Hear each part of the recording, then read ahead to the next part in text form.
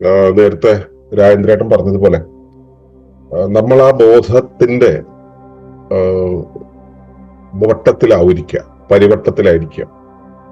നമ്മളെ ബോധത്തിന് പകരം നമ്മുടെ സ്വബോധത്തിന് പകരം നമ്മുടെ ബോധത്തെ പലതരം ആകർഷണങ്ങളിലേക്ക് പോവുകയാണ്. അതിന് ഞാനും എന്റെ ശ്രദ്ധയും രണ്ടിടത്തായിരിക്കുന്നു. അപ്പൊ ഞാനെന്നുള്ളത് വേറെ, എന്റെ ശ്രദ്ധ വേറെ എടുത്ത് എന്നുള്ള രീതിയിൽ പോകുമ്പോൾ നമ്മുടെ ശ്രദ്ധ ഡീവിയേറ്റ് ചെയ്യാൻ ഇവിടെ കൺസ്യൂമറിസ്റ്റിക് സൊസൈറ്റിയിൽ ഒരുപാട് സംവിധാനങ്ങളുണ്ട്. നമ്മുടെ ശ്രദ്ധ എവിടേക്ക് പോകുന്നു അവിടെയാണ് നമ്മുടെ ഊർജം ചെല്ലുക. നമ്മുടെ ശരീരത്തിനകത്ത് എന്റെ മൂക്കിന്റെ തുമ്പത്ത് എന്ന് ഞാൻ പറയുന്ന സമയത്ത് എന്റെ മൂക്കിന്റെ തുമ്പിലേക്ക് ഊർജപ്രവാഹം ഉണ്ടാവും. ആ ഊർജപ്രവാഹം സൃഷ്ടിക്കാൻ വേണ്ടിയിട്ടാണ് മൂക്കിന്റെ തുമ്പത്ത് ഒരു ചെറിയ ഹീലിംഗ് ആവശ്യമുള്ളപ്പോ മൂക്കിന്റെ തുമ്പത്ത് വേദന വരുന്നു. മൂക്കിന്റെ തുമ്പത്തേക്ക് വേദന വരുമ്പോൾ നമ്മൾ മൂക്കിന്റെ തുമ്പ് ശ്രദ്ധിക്കും. അപ്പൊ ഊർജപ്രവാഹം അവിടെ ഉണ്ടാവും. അവിടെ നടക്കേണ്ട പ്രവർത്തനങ്ങൾ അപ്പൊ അവിടെ നടക്കും. അപ്പൊ നമ്മുടെ വിചാരം എന്താ വെച്ചാൽ നമ്മുടെ ശരീരത്തിനകത്താണ് ഇങ്ങനെയെന്ന്, ശരീരത്തിന് പുറത്തും അങ്ങനെയാണ്. നിങ്ങൾ നിങ്ങളുടെ താല്പര്യമുള്ള ഒരാളെ ഒന്ന് ശ്രദ്ധിക്കൂ. ആ ശ്രദ്ധിക്കുന്ന അവിടേക്ക് ശ്രദ്ധിച്ചു കഴിഞ്ഞാൽ അവിടേക്ക് ഊർജപ്രവാഹം ഉണ്ടാവും. അത് നമ്മളോട് അഭിമുഖമായിട്ട് വന്നു. അപ്പൊ ഇത് പ്രകൃതിയുടെ ഒരു വല്ലാത്തൊരു തരം വിസ്മയമാണ്. ഇതിങ്ങനെയാണ് ഇത് ക്രമീകരിച്ചിട്ടുള്ളത്. പ്രകൃതിയിലെ എല്ലാം അങ്ങനെ തന്നെയാണ് ക്രമീകരിച്ചിട്ട്, ഏറ്റവും ചന്തമായിട്ട് ക്രമീകരിച്ചിട്ടുണ്ട്. അപ്പൊ അതിനിടയിൽ നമ്മുടെ യുക്തിയിട്ട് കുഴക്കുമ്പോൾ ഉണ്ടാകുന്ന ചെറിയ പ്രശ്നങ്ങളാണ് നമ്മുടെ കുഴപ്പങ്ങൾ. സത്യത്തിൽ നമുക്ക് കുഴപ്പങ്ങളില്ല എന്നുള്ളതാണ് നമ്മുടെ കുഴപ്പം. ഒരു കുഴപ്പമില്ല, നമുക്ക് കുഴപ്പങ്ങളൊന്നും ഇല്ലാതിരിക്കും. നമ്മൾ പുതിയ ഒരു കാര്യങ്ങൾ ഉണ്ടായിക്കൊണ്ടിരിക്കുന്നു. ഇപ്പൊ മൃഗങ്ങളെയൊക്കെ നോക്കൂ, അവര് വളരെ ഈസി ആയിട്ട് പോകുന്നുണ്ട്. അവരുടെ സർവൈവലിലാണ് ശ്രദ്ധിക്കുന്നത്. നമ്മുടെ സർവൈവലിന് പകരം മറ്റു പലതും ശ്രദ്ധിക്കുമ്പോൾ ഉണ്ടാവുന്ന പരിപാടികളാണ്. അപ്പോ നമ്മുടെ ശ്രദ്ധ എവിടെയാണോ അവിടെയാണ് നമ്മുടെ ആക്ടിവിറ്റി നടക്കുന്നത്. അപ്പോൾ ആ ശ്രദ്ധ എന്ന് പറയുന്നത് 4 തരത്തിൽ വരാം. ഒന്ന്, നമ്മുടെ ഇന്ദ്രിയങ്ങൾ വഴി നമ്മൾ കണ്ടുകൊണ്ടിരിക്കുന്ന കാര്യങ്ങൾ അല്ലെ. ഇന്ദ്രിയങ്ങൾ വഴി നമ്മൾ പുറം ലോകത്തെ കാണുന്നുണ്ട്. ഈ പുറം ലോകം എന്ന് പറയുന്നത് എന്താണ് സത്യത്തില്? നമ്മളൊരു ഗർഭപാത്രത്തിനകത്താണെന്നുള്ളത് നമ്മളിതിന് മുമ്പ് പറഞ്ഞല്ലോ, പലതവണ പറഞ്ഞല്ലോ. ഇനി അഥവാ അത് കേട്ടിട്ടില്ലെങ്കിൽ, കേൾക്കാത്തവരുണ്ടെങ്കിൽ, ഇപ്പൊ സമതോ രതീഷോ ഒക്കെ അത് കേട്ടിട്ടില്ലെങ്കിൽ ഒന്നുകൂടെ കേട്ടോളൂ. നമ്മളൊരു മഹാഗർഭപാത്രത്തിനകത്താണ് കിടക്കുന്നത്. അത് ആ ചിത്രം നമ്മുടെ ഉള്ളിൽ പതിയട്ടെ. ഭൂമിയാകുന്ന, പ്രകൃതിയാകുന്ന ഒരു ഗർഭപാത്രത്തിനകത്താണ് കിടക്കുക. ഗർഭപാത്രത്തിനകത്ത് കുഞ്ഞെങ്ങനെയാ കിടക്കുക? ഹോമിയോസ്റ്റാസിസ് സ്റ്റേറ്റ് എന്നാ പറയാ. ഏറ്റവും സുരക്ഷിതത്വമുള്ള ഒരു സംഭവം, നീന്തി തുടിച്ച് ഏറ്റവും സുരക്ഷിതമായിട്ടുള്ള ഒരു അവസ്ഥയിലാണ് നമ്മൾ കിടക്കുന്നത്.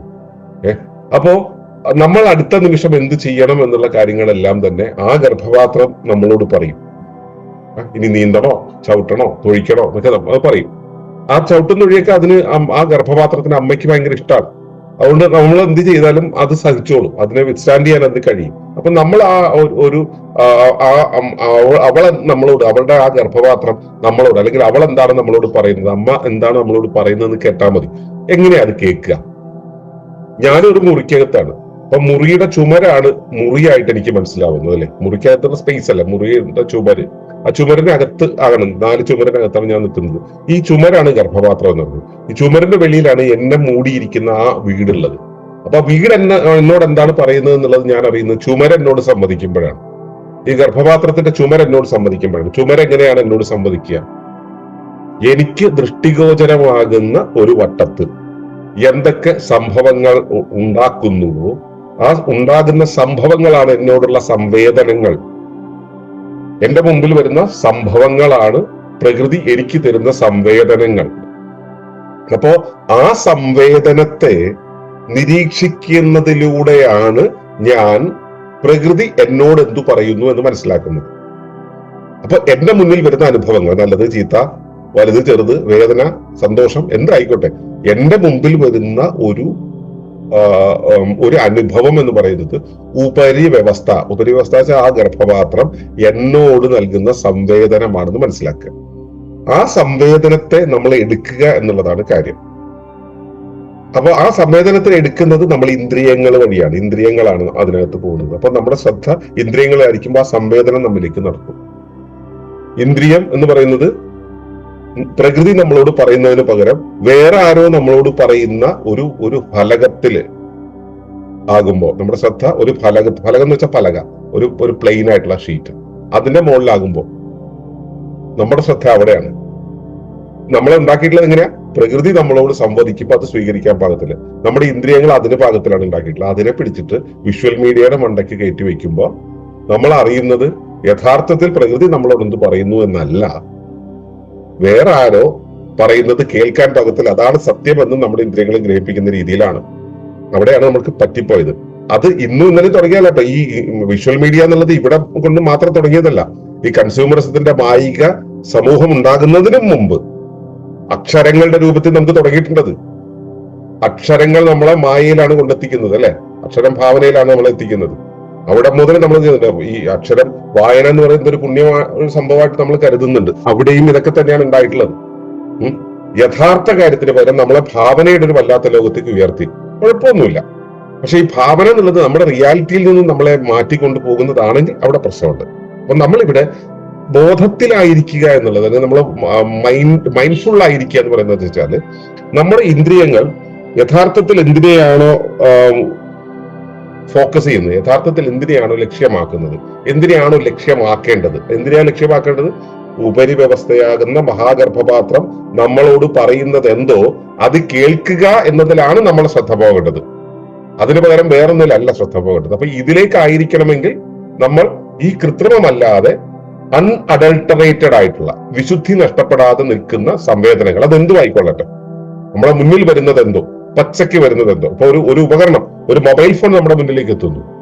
മൊബൈൽ ഫോണിന്റെ അകത്തേക്ക് നമ്മൾ പോകുമ്പോൾ, മൊബൈൽ ഫോണിൽ കാണുന്ന കാഴ്ച കണ്ടതിന് ശേഷം അതിന്റെ സ്ക്രീനിനും അകത്തേക്ക് പോകുമ്പോൾ നമ്മുടെ പിടിവിട്ടുപോയി. മൊബൈൽ ഫോണിനെ കാണുന്നു, ഇത് മൊബൈൽ ഫോണാണ് നമുക്ക് മനസ്സിലാവുന്നുണ്ടെങ്കിൽ ഓക്കെ, ഒരു കുഴപ്പമില്ല. അപ്പൊ ഇതുപോലെ നമ്മൾ നമ്മുടെ ഇന്ദ്രിയങ്ങൾ ഉപയോഗിച്ചുകൊണ്ട് നമ്മുടെ മുന്നിൽ എത്തുന്ന ഏത് യന്ത്രത്തെയും നമുക്ക് കാണാം. ഒരു വാഹനം ഓടിക്കുന്നു, അല്ലെങ്കിൽ ഒരു പച്ചക്കറി അരിയാൻ. അപ്പൊ ഏറ്റവും ആദ്യം നമ്മൾ ഒരു കുട്ടിയോ അല്ലെങ്കിൽ ഒരു വ്യക്തിയോ ആദ്യം കാണിക്കുന്ന റിസ്കി ആയിട്ടുള്ള ഗെയിം എന്ന് പറയുന്നത് ഈ കിച്ചൺ വർക്കാണ്, അല്ലെ? പച്ചക്കറി എടുത്തിട്ട് അരിയുന്നതാണ്. അമ്മ അരിയുന്നത് കണ്ട് കുട്ടി അവിടെ പോയിട്ട് അതെടുത്തിട്ട് പണിയാൻ നിൽക്കും. അവിടെ നമ്മൾ ആ കുട്ടിയുടെ കൈ നമ്മൾ കാണുമ്പോൾ നമ്മൾ ഉടനെ എന്താ പറയാ? അയ്യോ, കൈമുറി എന്ന് പറയും. ഓ, അവന്റെ തലയിൽ മാർക്ക ഇത് കൈമുറിയാനുള്ളതാണ്. കൈമുറിയുന്നല്ല, അവന്റെ കൈ വേണമെങ്കിൽ മുറിയട്ടെ, പതുക്കെ പതുക്കെ പതുക്കെ ചെയ്യിപ്പിച്ച് കൊണ്ടുവന്നു കഴിഞ്ഞാൽ അവൻ അതിന് എക്സ്പെർട്ടൈസ് ചെയ്യും. അതുപോലെ അവനെ ശ്രദ്ധിപ്പിക്കാൻ അന്ന് നമുക്ക് കഴിയുന്നുണ്ടെങ്കിൽ, അതുപോലെ നമുക്ക് നമ്മുടെ മനസ്സിനെ ശ്രദ്ധിപ്പിക്കാൻ കഴിയണം. വേണ്ടുന്നതിലെല്ലാം, എന്തിലെല്ലാം വേണോ, എന്തെല്ലാം വേണോ അതിലെല്ലാം ശ്രദ്ധ കൊടുക്കാൻ നമുക്ക് കഴിയണം. ആ ശ്രദ്ധ കൊടുക്കലാണ് നമ്മൾ മൈൻഡ്ഫുൾ ആവുക എന്നുള്ളതുകൊണ്ട് ഉദ്ദേശിക്കുന്നത്. രാജേന്ദ്രേട്ടാ, അപ്പോ അത് ഇത് സംഭവിക്കട്ടെ, അതിൽ തന്നെ ആയിരിക്കും. അപ്പൊ നമ്മുടെ ഇന്ദ്രിയങ്ങൾ എന്ന് പറയുന്നത് ഒരു വശമാണ് കേട്ടോ. ബാക്കി മറ്റു വശങ്ങളുണ്ട്. ഇപ്പൊ നമ്മൾ പറഞ്ഞ ഭാവന എന്നുള്ള സംഭവം, അത് ആന്റിസിപ്പേഷന്റെ രണ്ടാമത്തെ ഒരു ഏരിയ എന്ന് വേണേൽ പറയാം. ഭാവന എന്നുള്ളത് നേരെ മുമ്പിൽ അല്ല, ഇന്ദ്രിയങ്ങൾ എന്നുള്ളത് നമ്മളിവിടെ അതിനൊരു 3D റെപ്രസെന്റേഷൻ നടക്കുന്ന സമയത്ത് ഇന്ദ്രിയങ്ങളിൽ നിന്നും നമ്മൾ സ്വീകരിക്കുന്ന മുമ്പിലുള്ള കാര്യങ്ങൾ നമ്മൾ സ്വീകരിക്കുന്നു. അത് ഇന്ദ്രിയങ്ങൾ. എന്റെ ശേഷി എന്നുള്ള സംഭവം, എന്റെ വാസനകൾ, എന്റെ ചോദനകൾ, അത് എന്നിലാണ് നിൽക്കുന്നത്, എന്റെ ഉള്ളിൽ. ഇതിനു മുമ്പുണ്ടായ അനുഭവങ്ങൾ, ആ അനുഭവങ്ങളെല്ലാം തന്നെ എന്റെ സ്മൃതികളായിട്ട് ഇവിടെ സംഭരിച്ചു വെച്ചിട്ടുണ്ട്. ഇനി എന്താണ് വേണ്ടതെന്നുള്ള എനിക്ക് എന്റെ ബോധത്തിൽ നിന്നും വിഭാവനത്താൽ ഉണരുന്നത് ഇപ്പുറത്ത് സംഭരിച്ചു വെച്ചിരിക്കുന്നു. നിങ്ങളുടെ മുന്നിൽ വെച്ചിട്ടുള്ള അല്ലെ നിങ്ങളുടെ മുൻവശത്തുള്ള ഒരു 4 ദിശകളെ വെച്ചിട്ട് ഒന്ന് മനസ്സിലാക്കി വെച്ചുള്ളൂ. ഒന്നുകൂടെ ഞാൻ പറയാം. മുമ്പിലുള്ളത് ഇന്ദ്രിയങ്ങൾ വഴിയുള്ളത്, പുറകിലുള്ളത് അതായത് ഞാൻ നിൽക്കുന്ന ഇടം, നിങ്ങൾ നിൽക്കുന്ന ഇടത്തുള്ളത് നിങ്ങളുടെ ശേഷികൾ. ഞാൻ ഇടതുവശത്തേക്കാണ് കൈ കാണിക്കുന്നത്. ഇപ്പോ ഇടതുവശം എന്നുള്ളത്, എന്റെ ഇടതുവശം എന്ന് പറയുന്ന ഭാഗം, അവിടെയാണ് എന്റെ സ്മൃതി. അത് ഞാൻ റെപ്രസെന്റ് ചെയ്യാൻ വേണ്ടി പറയുന്നതാണ്. ഇടതുവശത്താണ് ഓർമ്മ എന്നല്ല അതിനർത്ഥം. ഇത് സ്മൃതി. ഇപ്പുറത്ത് ഭാവന. ഇത് 4നെയും തമ്മിൽ സന്നിവേശിപ്പിക്കുന്ന സാധനമാണ് ചിന്ത എന്നുള്ളത്, നടുവിൽ നിൽക്കുന്നത്. അപ്പോ നമ്മുടെ ശ്രദ്ധ ഏതിലേക്ക് പോകുന്നു? ഭാവനയിലേക്കാണോ പോകുന്നത്? ഭാവനയിലേക്ക് പോകുന്ന നമ്മൾ ഭാവിയെ കുറിച്ചാണ് ചിന്തിക്കുന്നത്. സ്മൃതിയിലേക്കാണ് പോകുന്നത് വെച്ചാൽ നമ്മൾ ഭൂതത്തെ കുറിച്ചാണ് ചിന്തിക്കുന്നത്.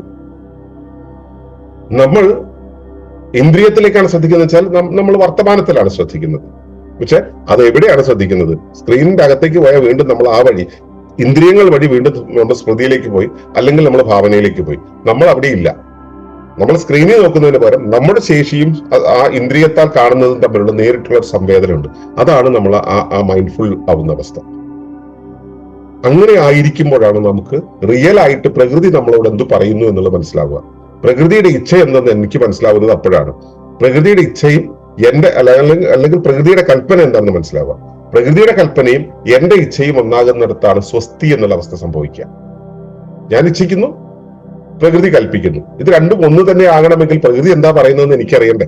അപ്പൊ ഞാൻ പ്രകൃതിയെ കേൾക്കണ്ടേ. ആ കേൾവി ഉണ്ടാവണം. അതിനാണ് നമ്മുടെ ശ്രദ്ധ വേണ്ടത്. ആ പറഞ്ഞ കാര്യം ക്ലിയർ ആയിട്ടുണ്ടാവും എന്നാണ് എന്റെ വിചാരം.